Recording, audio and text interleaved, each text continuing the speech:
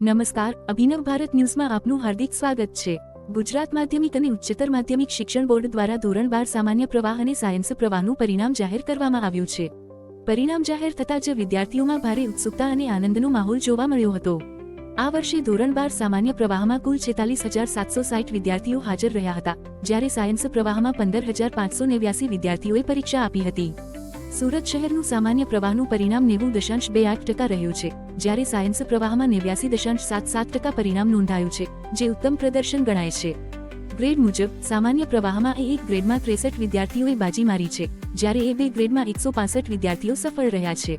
Science પ્રવાહમાં A1 ગ્રેડમાં 6 વિદ્યાર્થીઓ અને A2 ગ્રેડમાં 42 વિદ્યાર્થીઓએ શ્રેષ્ઠ પ્રદર્શન કર્યું છે।